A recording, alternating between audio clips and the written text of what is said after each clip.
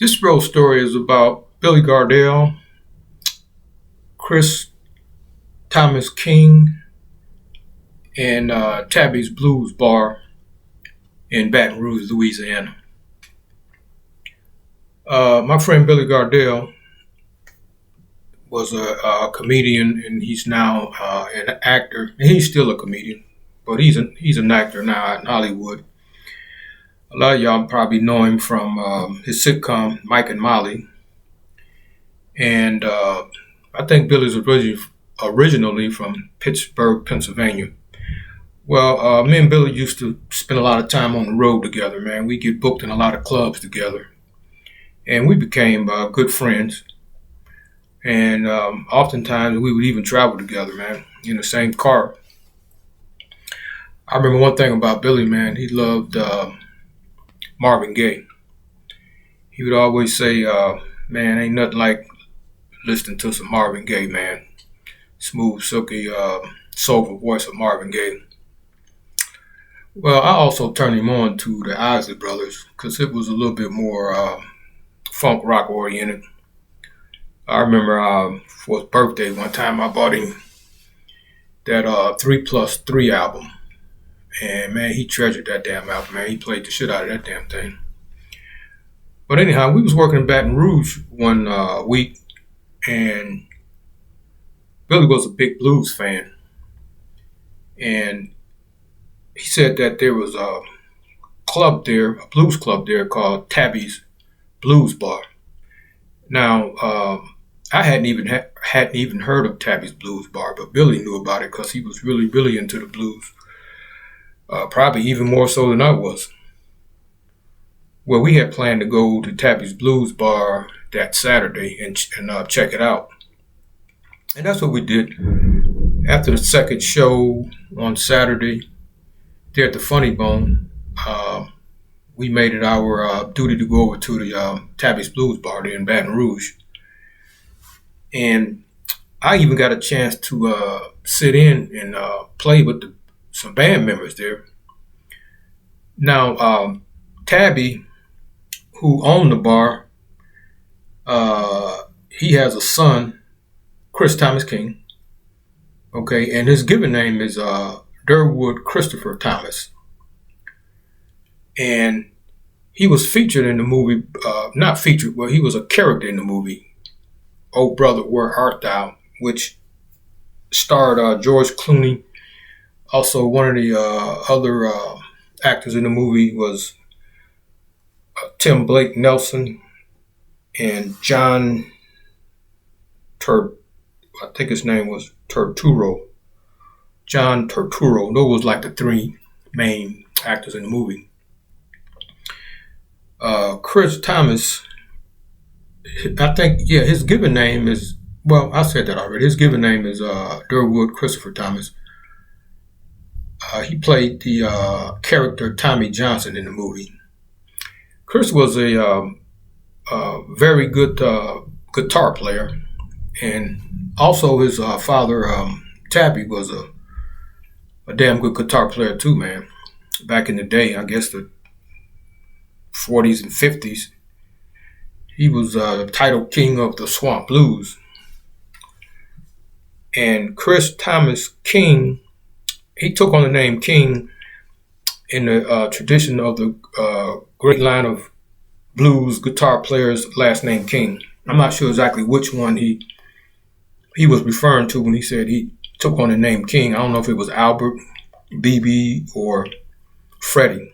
But anyhow, he tagged King onto the last part of his name. Now, when I was there at Tabby's Blues Bar, once again, I didn't know who Chris Thomas King was. And I got a chance to go up and sit in on a couple of songs with him because he was there. And I forgot the name of the band that was actually playing. But I told him that, I was a harmonica player and it would be nice if I could sit in on a couple of tunes and whatever. And like most of the blues players around, especially the South, man, they always good at letting people come up and sit in. And that's what I did.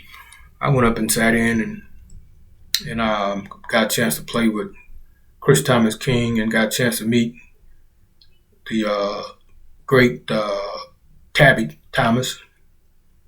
And it was a small club, and it was had a lot of character, just like most blues clubs in the South. It was small, man. It wasn't nothing that was fixed up real fancy. No brass rails, no carpet.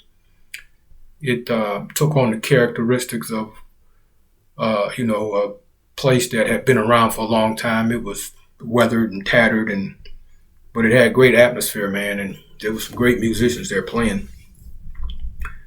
Well, it wasn't until that movie came out in 2000, that Brother Where Art Thou, and I watched the movie, which was a very good movie. It was a comedy, man, and it was funny as hell, and it had some really good actors in it, and very entertaining movie. I enjoyed watching it.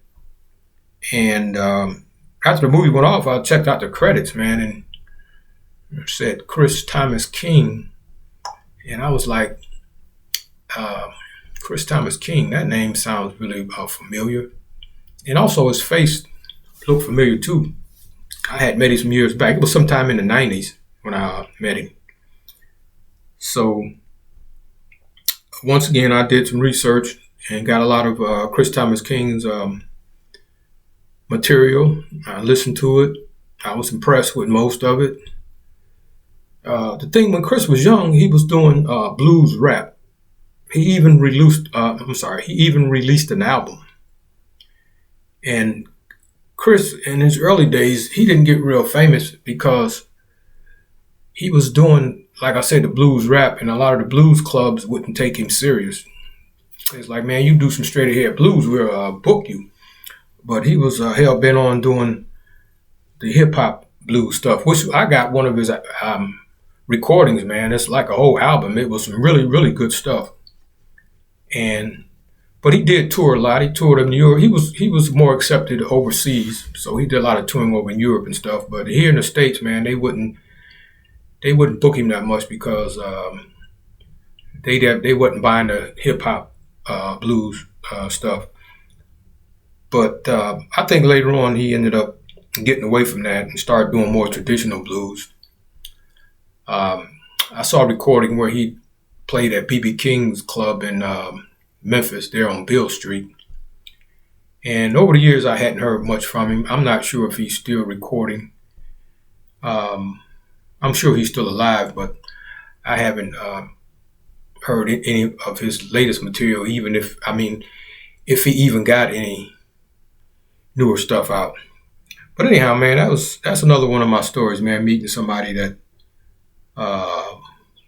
he wasn't really famous yet, but he was on his way.